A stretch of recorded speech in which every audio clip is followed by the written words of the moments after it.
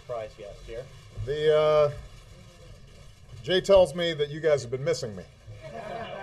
So I thought I'd come by and just say hello. Before I take some questions, let me just mention, since Medicare has been a little bit in the news lately, I thought it'd be useful to start with some actual facts and news about the program. Today, HHS announced that thanks to the health care law that we passed, nearly 5.4 million seniors with Medicare have saved over $4.1 billion on prescription drugs. That's an average savings of more than $700 per person. This year alone, 18 million seniors with Medicare have taken advantage of new preventive care benefits like a mammogram or other cancer screening at no extra cost. These are big deals for a lot of Americans, and it represents two important ways that the improvements we made as part of the Affordable Care Act have strengthened Medicare and helped seniors everywhere get better care at less cost. That's been our goal from the very beginning, and I'm going to continue to do everything I can to make sure that we keep our seniors healthy and the American people healthy. So with that, let me start off with Jim Coonan. Thank you, Mr. President. Thank you for being here. You're no doubt aware of the comments that Missouri Senate candidate Republican Todd Akin made on rape and abortion. Wondered if you think those views represent the views of the Republican Party in general. They've been denounced by your own rival and other Republicans. Are they an outlier or are they representatives? Well, let me first of all say the views expressed were offensive.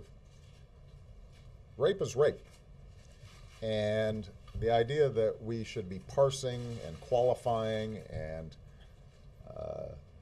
slicing what types of rape we're talking about doesn't make sense to the American people, and certainly doesn't make sense to me. So what I think these comments do underscore is why we shouldn't have a bunch of politicians, a majority of whom are men, making healthcare decisions on behalf of women.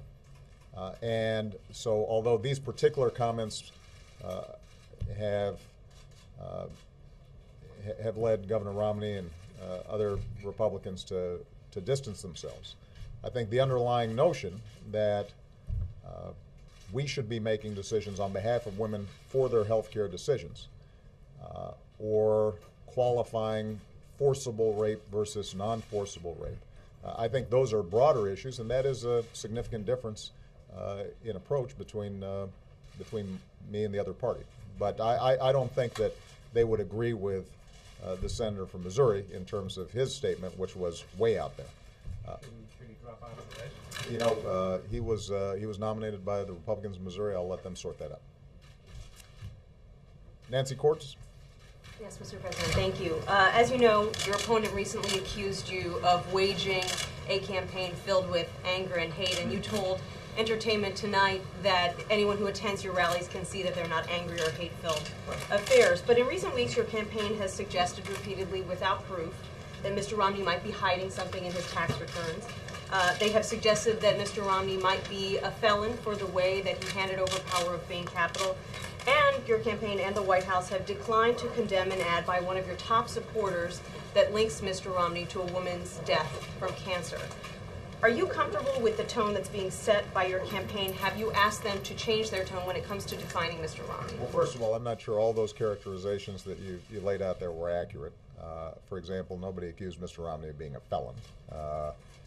And I think that what is absolutely true is if you watch me on the campaign trail, here's what I'm talking about. I'm talking about how we put Americans back to work. And there are sharp differences between myself and Mr. Romney in terms of how we would do that.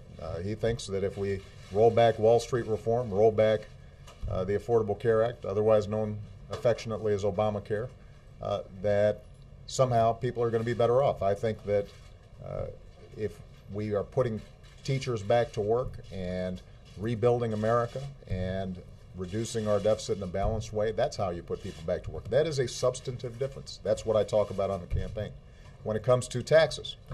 Governor Romney thinks that we should be cutting taxes by another $5 trillion, and folks like me would benefit disproportionately from that. I think that it makes a lot more sense, and have put out a detailed plan for a balanced approach that combines tough spending cuts with asking people like me, millionaires and billionaires, to do a little bit more. That's a substantive difference in this campaign, whether it's on wind energy or how we would approach funding education. Those are the topics that we're spending a lot of time talking about in the campaign. Now, if you look at the overall trajectory of our campaign and the ads that I've approved and are produced by my campaign, you'll see that we point out sharp differences between the candidates, but we don't go out of bounds. And when it comes to releasing taxes, that's a precedent that was set decades ago, including by Governor Romney's father.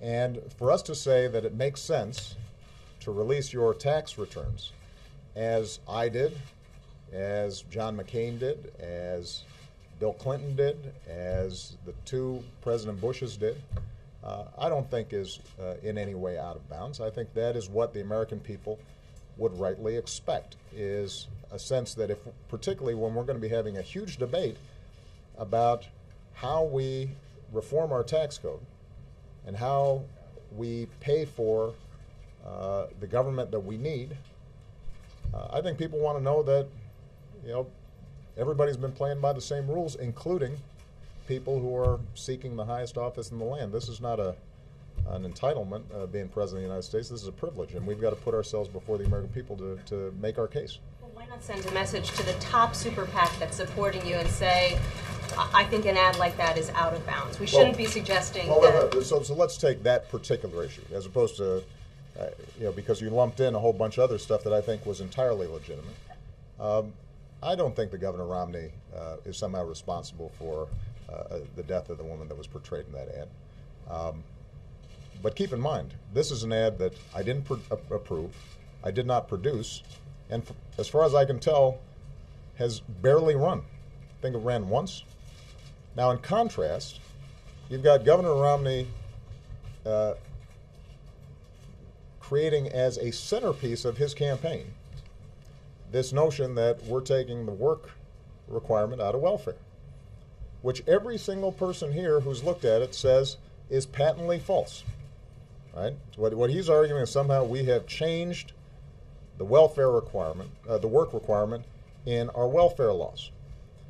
And in fact, what's happened was that my administration, responding to the requests of 5 governors, including 2 Republican governors, agreed to approve giving them, those states, some flexibility in how they manage their welfare rolls, as long as it produced 20% increases in the number of people who are getting work. So in other words, we would potentially give states more flexibility to put more people back to work, not to take them off the work requirement under welfare.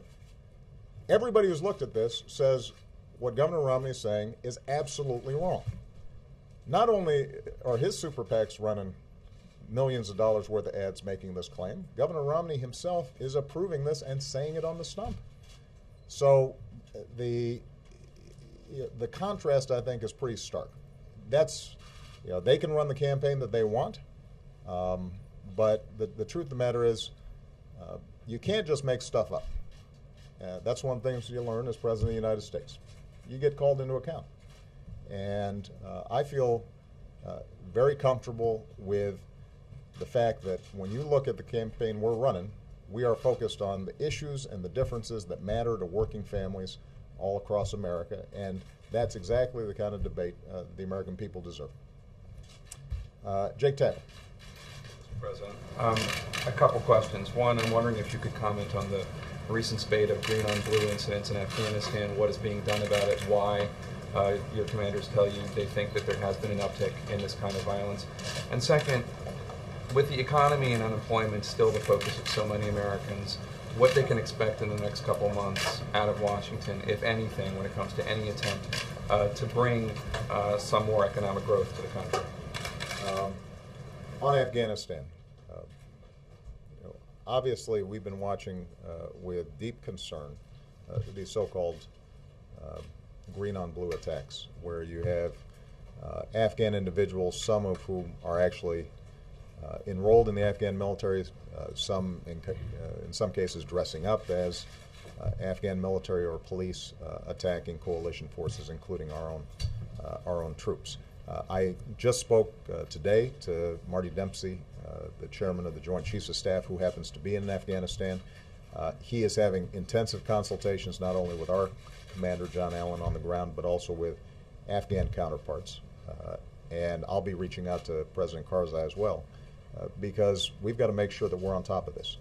We are already doing a range of things, and we're seeing some success when it comes to better counterintelligence, making sure that the vetting process for Afghan troops is stronger, and we've got what's called the Guardian Angel program to make sure that our troops aren't in isolated situations that might make them more vulnerable.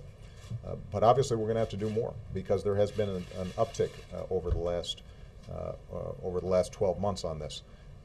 Part of what's taking place is we are transitioning to Afghan security, and for us to train them effectively, we are in much closer contact. Our troops are in much closer contact with Afghan troops on an ongoing basis.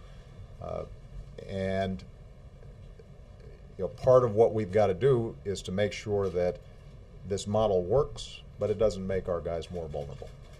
In the long term, we will see fewer U.S. casualties and coalition casualties by sticking to our transition plan and making sure that we've got the most effective Afghan security force possible.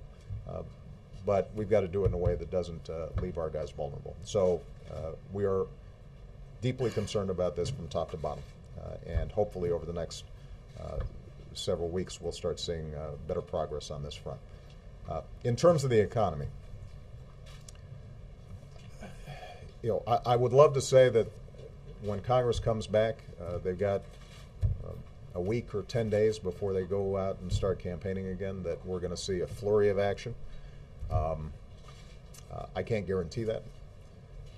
I do think that there's some specific things they could do that would make a big difference. I'll give you a couple of examples. First of all, just making sure that we've got what's called a continuing resolution, so that we don't have any disruptions and government shutdowns over the next couple of months. That's important. It appears that there's an agreement on that, but we want to make sure that that gets done. Number two, we have put forward an idea that I think a lot of Americans think makes sense, which is we've got historically low interest rates now, and the housing market is beginning to tick back up, but it's still not at all where it needs to be. There are a lot of families out there whose homes are underwater. They owe more than the house is worth because housing values drop so precipitously. And they're having trouble refinancing. We're going to be pushing Congress to see if they can pass a refinancing bill that puts $3,000 into the pockets of the average family who hasn't yet refinanced their mortgage. That's a big deal. That $3,000 can be used to strengthen the equity in that person's home, which would raise home values. Alternatively, that's $3,000 in people's pockets that they can spend on a new computer for their kid going back to school, or new school clothes for their kids. And so that would strengthen the economy as well. Obviously, the biggest thing that Congress could do would be to come up with a sensible approach to reducing our deficit in ways that we had agreed to and talked about last year. And I continue to be open to seeing Congress approach this with a balanced plan that has tough spending cuts, building on the $1 trillion worth of spending cuts that we've already made, but also asks for additional revenue from folks like me, from folks in the top 1 or 2%, to make sure that folks who can least afford it aren't suddenly bearing the burden, and we're providing some additional certainty to small businesses and families going forward. Alternatively, they could go ahead and vote for a bill that we've said would definitely strengthen the economy, and that is giving everybody who's making $250,000 a year or less certainty that their taxes aren't going to go down next year. That would make a big difference. Now, obviously, the Republicans have voted that down already once. It's not likely, realistically, that they're going to bring it back up again before Election Day. But my hope is after the election, people will step back and recognize that that's a sensible way to bring down our deficit and allow us to still invest in things like education that are going to help the economy grow. So, Chuck Todd. Mr. President, update us on your latest thinking on where you think things are in Syria, and in particular whether you envision using U.S. military, if simply for nothing else, the safekeeping of the chemical weapons, and if you're confident that chemical weapons are being safe. But I also want to follow up an answer you just gave to Nancy. You said that one of the reasons you wanted to see Mitt Romney's tax returns was you want to see if everybody is playing by the same set of rules. It actually goes to the question she asked, which is this implication: do you think there's something Mitt Romney is not telling us in his tax returns that indicates he's not playing by the same set of rules? There's a difference between playing by the same sets of rules and doing something illegal. And in no way have we suggested the latter. But the first disclosure, the 1 years of tax returns that he disclosed, indicated that he used Swiss bank accounts, for example. Well, that may be perfectly legal, but I suspect if you ask the average American, do you have one? And is that part of how you manage your tax obligations? They would say no. They would find that relevant information, particularly when we're going into a time where we know we're going to have to make tough choices, both about spending and about taxes. So, I think the idea that this is somehow exceptional, that there should be a rationale or a justification for doing more than the very bare minimum, has it backwards. I mean, the assumption should be you do what previous presidential candidates did dating back for decades.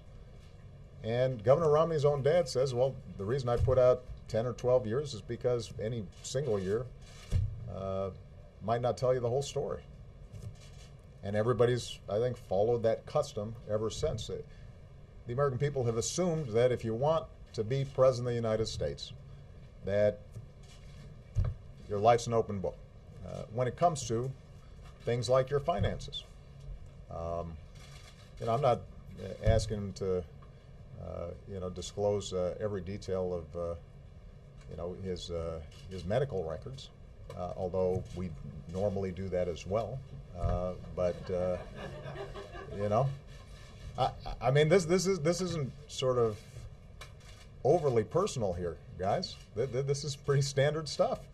I don't think we're being mean by asking you to do what every other presidential candidate's done, right? It's what the American people expect. On Syria, obviously, this is a very tough issue. I have indicated repeatedly that President al-Assad has lost legitimacy, that he needs to step down. So far, he hasn't gotten the message, and instead has doubled down in violence on his own people. The international community has sent a clear message that rather than drag his country into civil war, he should move in the direction of a political transition. But at this point, the likelihood of a soft landing seems pretty distant. What we've said is, number one, we want to make sure we're providing humanitarian assistance, and we've done that to the tune of $82 million, I believe, so far. And we'll probably end up doing a little bit more because we want to make sure that the hundreds of thousands of refugees that are fleeing the mayhem, that they don't end up creating or being in a terrible situation, or also destabilizing some of Syria's neighbors. The second thing we've done is we said that we would provide, in consultation with the international community, some assistance to the opposition in thinking about how would a political transition take place, and what are the principles that should be upheld in terms of looking out for minority rights and human rights, and that consultation is taking place. I have, at this point, not ordered military engagement in the situation, but the point that you made about chemical and biological weapons is critical. That's an issue that doesn't just concern Syria, it concerns our close allies in the region, including Israel. It concerns us. We cannot have a situation where chemical or biological weapons are falling into the hands of the wrong people. We have been very clear to the Assad regime, but also to other players on the ground, that a red line for us is we start seeing a whole bunch of chemical weapons moving around or being utilized. That would change my calculus. That would change my equation. It's somehow under, it's safe. In a situation this this volatile, I wouldn't say that I am absolutely confident. What I'm saying is we're monitoring that situation very carefully. We have put together a range of contingency plans. We have communicated in no uncertain terms with every player in the region that that's a red line for us, and that there would be enormous consequences if we start seeing movement on the chemical weapons front, or the use of chemical weapons. That would change my calculations significantly. So, all right. Thank you, everybody.